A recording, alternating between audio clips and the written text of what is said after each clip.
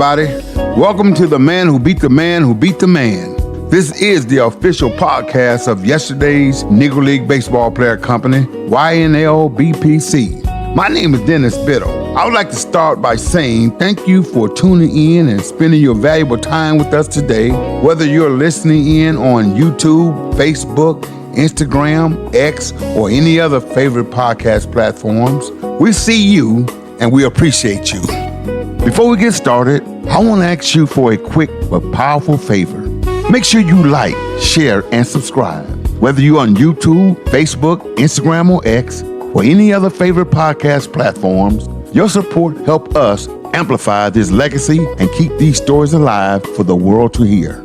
Before we dive in, let me share our mission statement that drives this podcast. It's quite simple: to honor the legacy, fight for justice, and share the real truth behind the Negro Baseball League and its players who were too often forgotten by the very game they helped build, Major League Baseball. This is more than just a podcast episode. It's a legacy being passed down in real time, because joining us is the very heartbeat of this movement. From the diamonds of Andrew Ruth Foster's dream, from the pages of the secrets of the Negro Baseball League, from the legendary former Negro League baseball team, the Chicago American Giants, meet the former youngest living Negro League baseball player, the legend himself, my dad, Dennis Bose Biddle. Thank you, son, for that introduction. It's an honor to be here, and I'm so excited to be part of this technology. And thank you, America. I thank everyone out there listening and supporting our cause in keeping our legacy alive. Dad, let's get into it. I think it's important to start right at the heart of our discussion. For years, some low-end sports media writers have questioned your value, your role, and your history as a Negro League baseball player. Today, we're going to set the record straight. That's right, son. I signed with the Chicago American Giants at just 17 years old in 1953. I will never forget the day I left home to play in the Negro League. On leaving, I'll never forget the emotions on my daddy's face as tears streamed down. He pleaded with me not to go because I was only a kid, leaving home for the first time and not knowing anyone in that big city, Chicago. But my mother, she never shed a tear. She hugged and kissed me and said, "Baby, good luck." You know, I felt that hug all the way to Chicago. I played during the final years before the league just faded away. But for decades, there has been this deliberate attempt to rewrite our history, to silence not only my voice, but the voices of many others who played in the Negro League before me. People who weren't even born during the Negro League era or even played professional baseball started claiming who was official and who wasn't. And Dad, that's part of what motivated me to start yesterday's Negro League Baseball Player Company, to raise capital and to fund our mission. You see, the YNLBPC brand seamlessly integrates historical significance with the modern appeal while making a bold fashion statement in the world of fashion.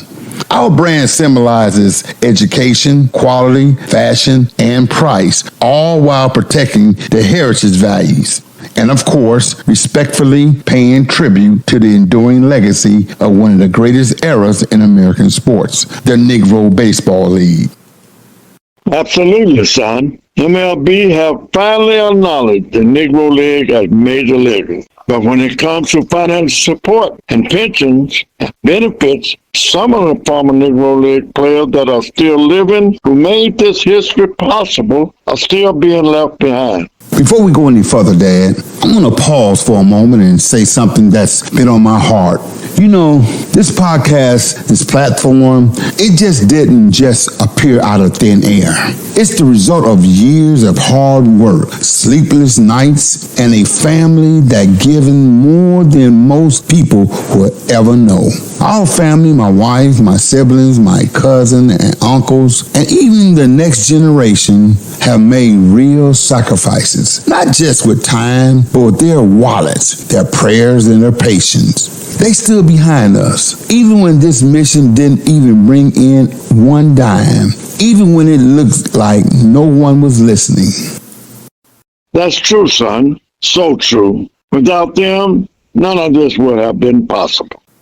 I just want to say thank you to our family for believing in this cause, for understanding that what we're doing is bigger than us, and for giving even when it cost them something so we could sit here today and speak truth to power. You're right. They gave us the strength behind the scene, and they deserve just as much recognition as anyone. Despite our mission, it's always been a family effort. Dad, let's get back to setting the record straight. I want to take a moment to acknowledge the challenges we're facing. It seems to be a coordinated effort to silence your voice, not just from historians and media outlets, but even from MLB itself. I can't imagine how frustrating this must be for you. You know, son, I was there, and it's been a painful experience. People I trusted once tried to discredit me to rewrite the Negro League story in a way that fits a certain narrative, one that benefits certain organizations while erasing the real players who lived it. I've been told just let it go. But how do you let something go of your life, work, your teammates, your history? I definitely agree, Dad. And as we preserve this legacy in honor of, the former Negro League ball players, MLB has made promises, but it seems they failed to deliver meaningful action. They honor Jackie Robinson every year. All the teams, they wear the number 42 on their uniforms, giving honor to this legacy.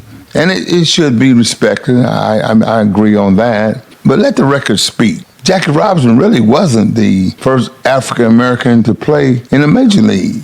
The first was a guy by the name of Moses Fleetwood Walker, but this fact will be discussed in a later episode. Exactly, son. And that contradiction is at the heart of the fight. MLB publicly celebrates the Negro League just to polish its image, including special uniforms, stats integration, and ceremonial first pitches. But privately, they have drawn a line when it comes to actual economic justice. No pension, no health care, no real financial restitution for the players who kept black baseball alive when MLB wouldn't let them through the door. It's symbolic recognition without substance, legacy without livelihood. That's why YNLBPC matters so deeply. It's not just about telling the story, it's about continuing the mission that I started, fighting for the living legends, for dignity, and for what they were promised but never given.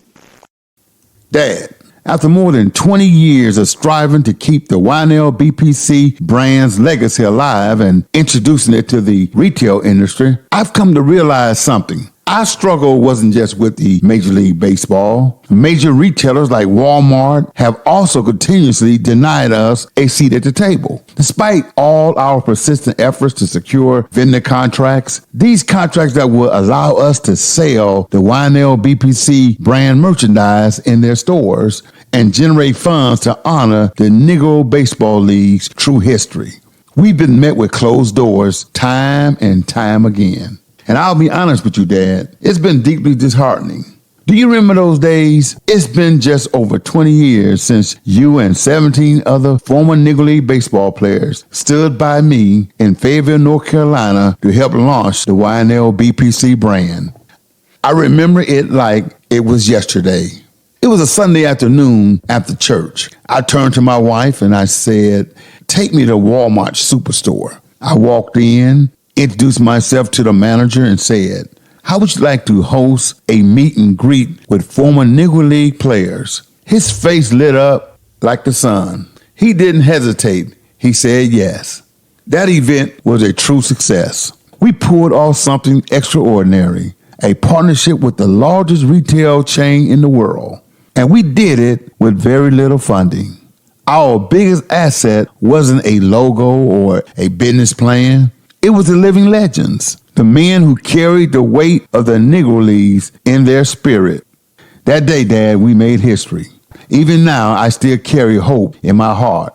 We gave everything we had, time, passion, sweat, and sacrifice, because we believed that moment could open doors for us. We believed it could be the breakthrough we were looking for. To finally put it, to become an official Walmart vendor, to finally put the YNLBPC brand where it belongs, on the shelves of America. But after all that success, after all the smiles and photographs, we received not one, not just two, but 3 rejection letters from a Walmart representative named Howard Sallerson. 3 times we were denied, and yet we rise, because rejections didn't end our mission, it fueled it. It's about legacy. This fight, it's bigger than approval letters. It's about legacy, about justice, about truth. So no matter the obstacles we face, no matter the gatekeepers, we push forward. We keep on fighting for the recognition, the respect, and a rightful place in history these men and their stories deserve. Amen to that. And that's why this fight continues, son. This is bigger than me. It's for the legacy of every ball player who wore a Negro League uniform, and the future of the young people who are not even born yet, who deserve the truth about the Negro Baseball League. You know, Dad, I wonder how Walmart feels now. 20 years ago, they stood at the brink of history as the first major retail chain given the opportunity to carry the YNLBPC brand, embracing one of the greatest eras in professional sports, the Negro Leagues. On that day, I'll never forget, even Mamie Peanut Johnson, I miss her so much, the only living female among the 3 women who ever played in the Negro Leagues, stood with us. Today, of the 18 former Negro League players, Dad, who participated, you are the stand-alone sole survivor, and the fight continues. No, son, I didn't know that. That was a major event with Walmart. I had never seen so many people line up inside those stores, eager to meet and greet us. To this day, I still don't know how you managed to pull that off well. At the time, the largest retail store in the world? Sadly, though, Dad, an event like that may never happen again. Walmart was the first and likely will be the last to open its doors and honor the yesterday's Negro League baseball players in that way. Friends, don't forget to like, share, and subscribe as we share these important truths, whether you're on YouTube, Facebook, Instagram, or X, or any of your favorite podcast platforms. We at YNLBPC invite you to take part in honoring history through action. Help us amplify this legacy and keep these stories alive for the world to hear. Support our mission by purchasing the YNLBPC Chicago American Giants Negro League baseball cap, a powerful symbol of legacy, resilience, and pride. And today, we're proud to announce the pre-sale launch of this cap, celebrating over 100 years of greatness. This isn't just a cap. It's a tribute to the team my father, Dennis Bose Biddle, proudly played for, the legendary Chicago American Giants. In every stitch, this cap honors the spirit of Andrew Rube Foster and the players who changed the game when the world refused to acknowledge their greatness. Here's the offer. Get one cap for only $34.95, or take advantage of our buy one, get one free pre-sale offer for just $49.95. And for our first 1,000 pre-sale supporters, we're offering an additional $5 discount. And as founder and president of YNLBPC, I'm proud to say we have zero competition. We only have opposition. YNLBPC is the only company in the entire world that is offering the buy one and get one free pre-sale promotion. Order yours now at www.ynlbpco.com. Click the buy one, get one free link and place your order today. Every purchase fuels our mission to educate, to inspire, and to preserve the legacy of the Negro Leagues. Let's wear this cap with pride. Let's honor these legends by putting history back into fashion. YNLBPC, where legacy lives. Thank you for helping keeping this history alive. Dad, as painful as this fight has been, what gives you the hope to keep going? The people, son, the supporters, the young folks are hungry to know the truth. And the fact that we have platforms like this podcast now, but they cannot mute us. They cannot erase us. I concur with you, Dad. And to our listeners, this is only the beginning. With each episode produced, we'll continue to share untold stories, our experiences, and the hidden truths. And at YNLBPC, we endeavor to ensure the world never forgets the hardship the former Negro baseball players endured and the impact they had in helping shape America's greatest pastime, professional baseball. Dad, as we wrap up our first episode, there's been a growing concern regarding the lack of African American boys participating in baseball today. I remember as a kid growing up in Milwaukee, Wisconsin, baseball was everything to me and most of my friends growing up in the community. It seemed like every kid in the community played baseball because as young African American boys growing up, we wanted to be the next Jackie Robinson, Satchel Paige, Josh Gibson, Larry Doby, Hank Aaron, or Willie Mays. Don't get me wrong, we also played basketball and football, but baseball during the summer was everything. It's not that way anymore, as most baseball diamonds in the inner city have been dismantled, or if they do still exist, they're unkept or go mostly unused. It's really tough because nowadays football and basketball are prevalent. What are some of the factors you think have discouraged African American boys from losing interest in playing baseball? John, when I look back over the past 30 to 40 years, I have concluded that it's not just one factor that can be pinpointed regarding this growing concern. It's many, but you're right. When we were growing up, every young black boy wanted to be like Jackie Robinson, Satchel Paige, Josh Gibson, or Buck Leonard. You see, baseball was our heartbeat in the summer. Sure, we played football and basketball, but baseball meant everything to us.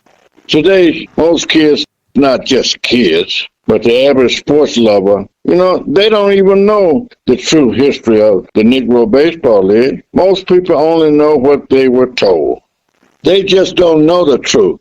They don't know that in 1896, the highest court in America, the Supreme Court, ruled in a landmark case, Plessy versus Ferguson, that the doctrine of separate but equal was constitutional.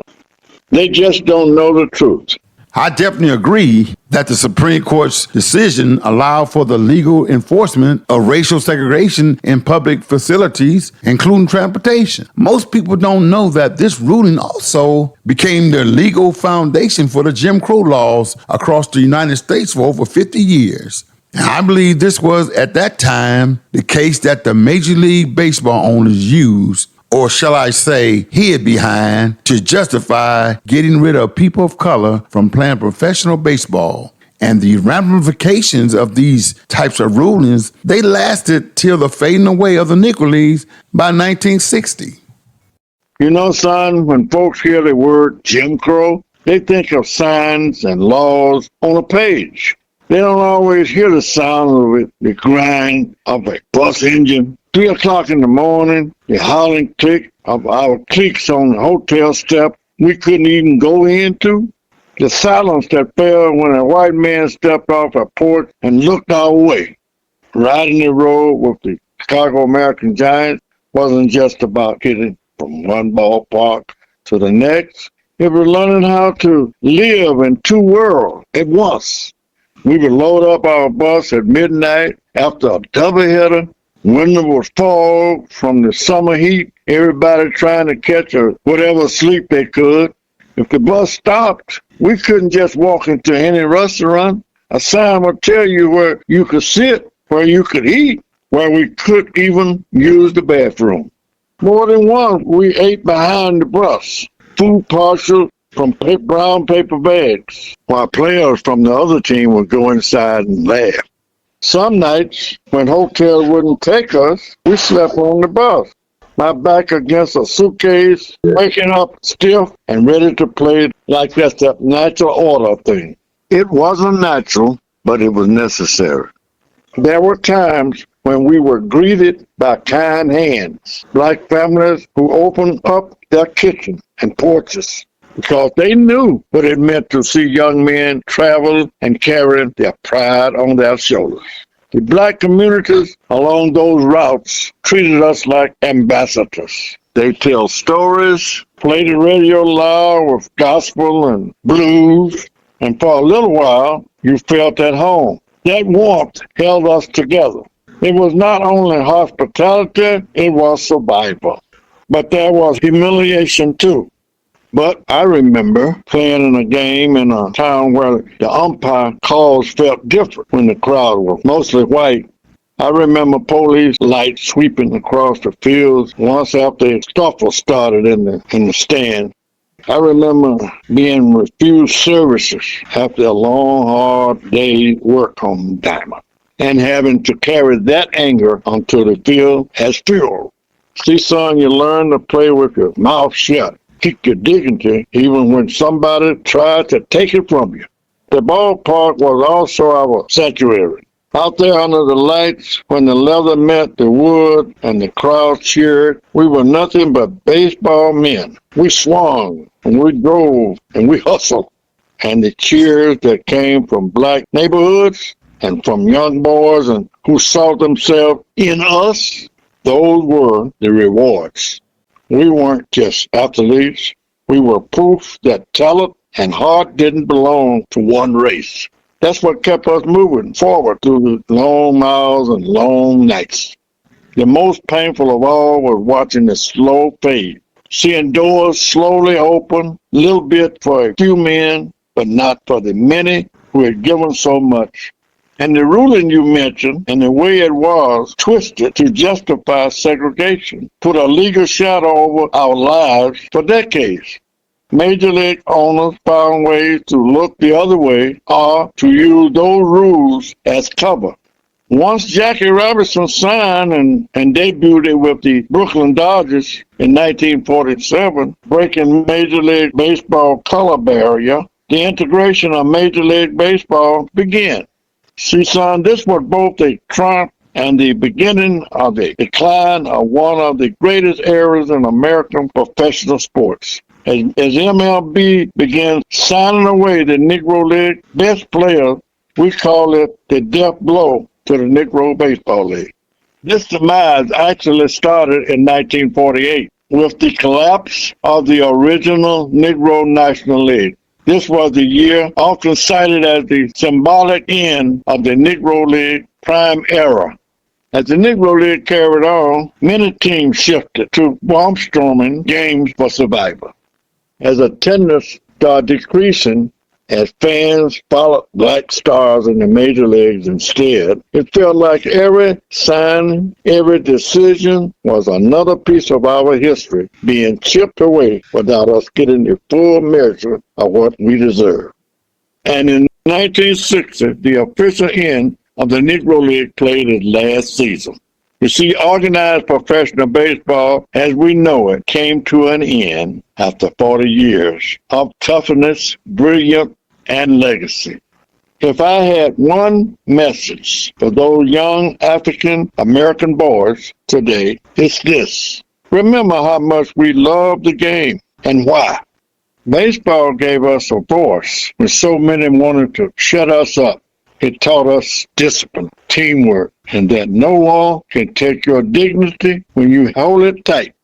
When you put on that cap, think about the men who rode those buses, who stayed up nights rehearsing a smile after being turned away, who still found joy in a double play. That joy is a duty now to pass the love on, to make sure this story is told right.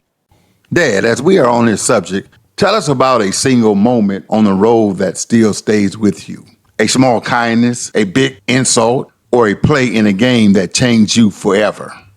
You got to remember, I was a 17-year-old kid just out of high school, man. And knowing that I'm not going to go to college right now, and I didn't know much about life. My dad and mama taught us about love and how to treat people and how to love. So here I am on this bus with these old men. All of them wasn't old. There were some young guys on there like I was being trained. That bus was like a home. And those old men was like our, father, mama, daddy, uncle. And it was very interesting to me to see things happen. See these old men sometime arguing about who got more money and who got treated the best. They would get in arguments about nothing really, about other women and things like this as we traveled. Sometimes it looked like they would go to blow. They were going to go to blows. I thought these guys were going to kill each other, man. It was strange, man. We get to where we're going and put on those old dirty uniforms and get out there on that field and start playing. Things change, man. Same two guys that were going to kill each other back there 4 or 5 hours ago on that bus, now hugging each other for hitting a home run or winning the game. So things were different. Like I said, I always said that I would learn about life, man. I didn't know nothing about stuff like that.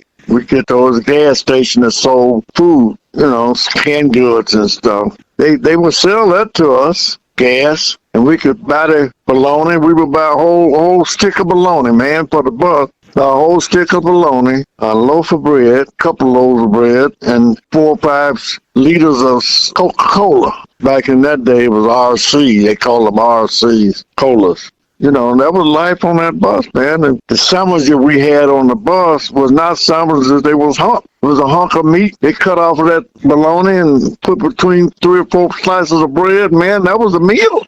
To me, that was learning about life. So many strange things happen. So it would take me hours talking about different things that happened. Like, we played a lot of money game. We called a money game because we had a contract saying we're going to get this much, and we got a little check, but this was extra money because we were on our way to play a league game Friday, Saturday, and doubleheader Sunday. But in between, now we played anybody that would play for some money. That booking agent knew the route we were going to take. He would go through there and set up games against local teams, and a lot of them were white teams. White team playing against a black team, huh? A lot of white people come out to see that, man. But I couldn't understand, even though they were coming to watch us play, they were calling us all kind of names. This is what they were used to. I didn't understand that, but my hometown, I didn't encounter stuff like that. I knew it was different. We lived on one side of town, and they lived on the other side. We didn't go over there.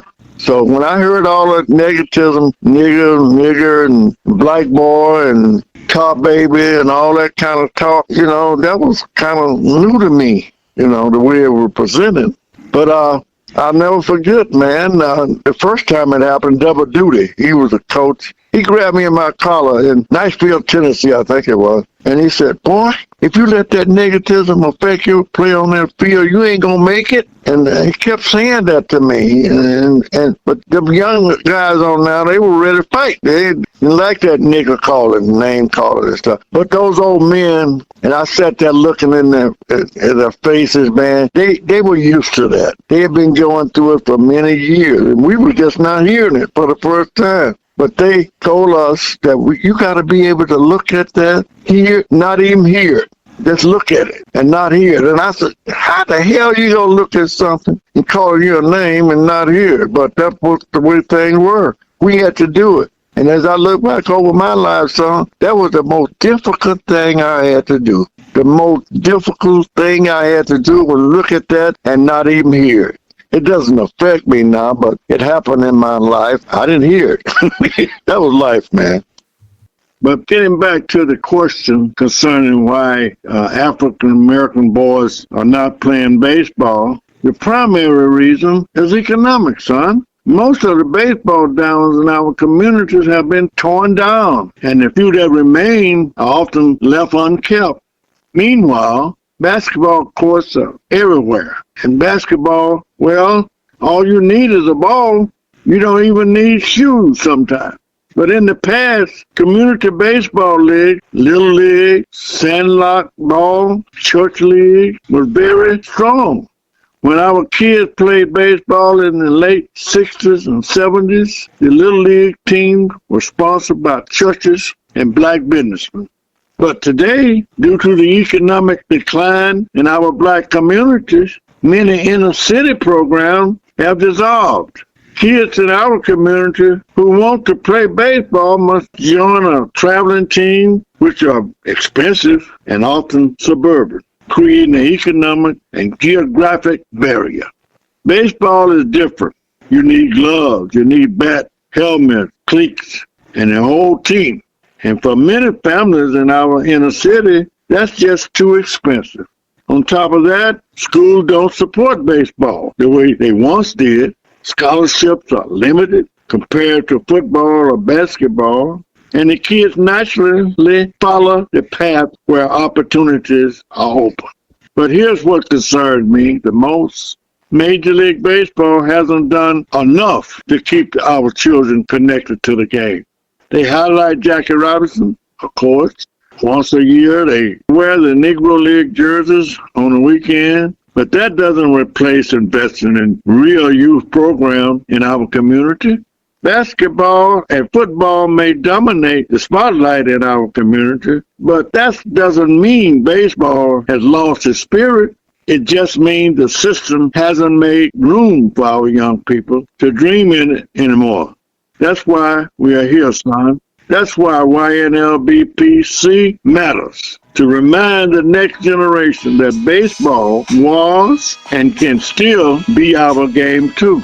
If you want to dive deeper into our story, you need to read The Secrets of the Negro Baseball League. This is a must-read, written by none other than the legend himself, Dennis Bose Biddle.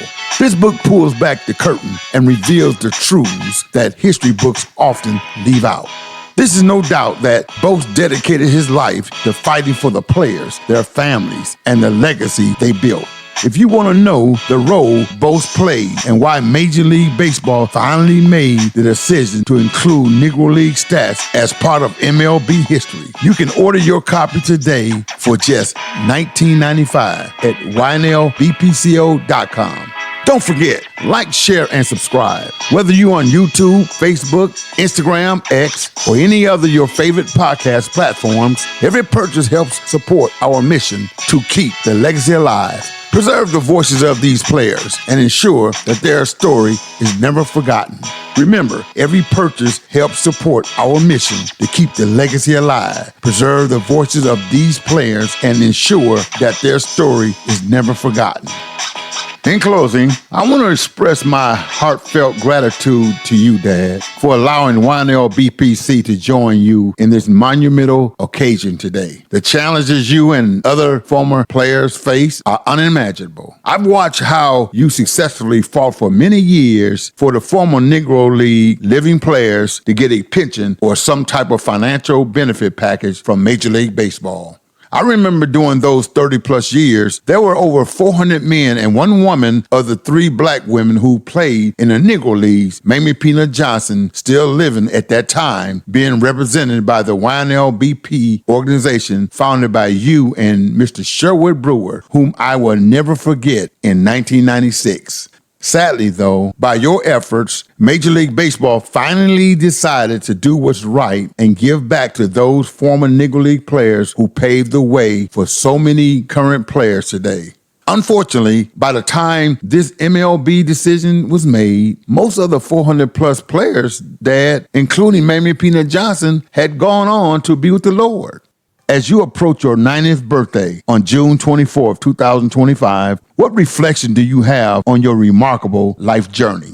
Speak for a few minutes about your experience fighting to get financial benefits for those former Negro League players. And what inspired words would you like to share with the world, especially with young African-American boys, their parents, uncles, and the men in the community? How can we encourage them to rekindle their passion for baseball, a cherished legacy that you and your fellow players have worked so hard to preserve? Well, son, 90 years, been a long road. I've seen the highs of heights and the lowest of lows. I walked through doors that were closed in my face, son, and I have lived long enough to see some of those same doors finally open for others. But here's what I want America and those around the world to know. especially our children in the African American community. Never let anybody tell you what you can't do. Don't let this world strip away your dreams. Baseball may not shine in the neighborhoods the way it used to when I was your age, but the diamonds is still there. The game is still there, and it's still waiting for you. Pick up a bat, pick up a glove, step onto the field, because baseball teaches more than just a game. It teaches patience, discipline, teamwork, and pride. It gives you something you can carry into every corner of your life.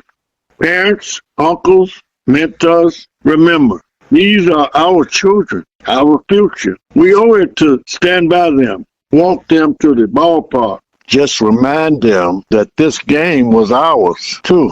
Remind them that the Negro League was built on our sweat, our talent, and our determination. When those in America and MLB said we weren't good enough, we proved them wrong then, and these young men can prove them wrong now.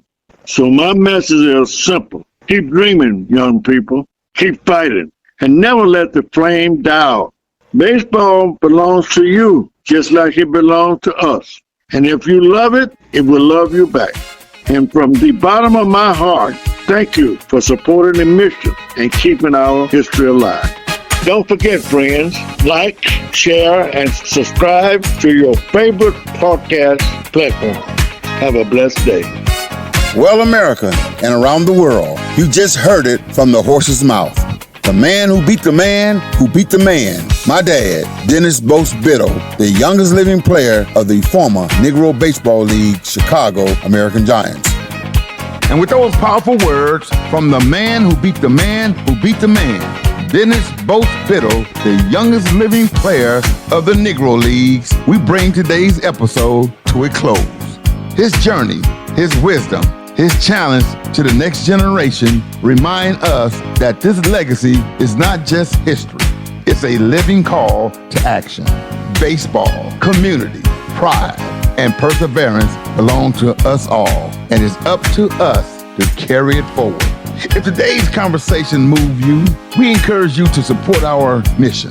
Visit us at www.ynlbpco.com. Purchase a Chicago American Giants cap to wear the legacy with pride. Buy one cap for only $34.95 or take advantage of our buy one, get one free pre-sale offer for just $49.95. Remember, we're offering an additional $5 discount for our first 1,000 pre-sale supporters. Or purchase a copy of The Secrets of the Negro Baseball League as told by Bose himself. Remember, every purchase, every like, every share, every subscribe helps fuel this movement, amplifies this truth, and keeps it alive for future generations to come. Until next time, this is YNLBPC, the man who beat the man who beat the man. Stay tuned, stay informed, and help keep the legacy alive. Before you go, please be informed that the 3D animated characters depicting us in today's video episode are AI-generated animated representations. But make no mistake about it, the voices, the experiences, and the truths we shared with you are very real. Our characters reflect the lived history, legacy, and mission of two generations. We have dedicated our lives to preserving and telling the untold story of the Negro Leagues. Our words are drawn from personal experience, documented history, and decades of unwavering advocacy. So while the technology brings us to life visually, the heart of what you heard is nothing short of authentic. Be mindful, YNLBPC is an independent brand and is not affiliated with or endorsed by the Negro League Baseball Museum or Major League Baseball or any other professional, non-professional, or collegiate or non-athletic organization.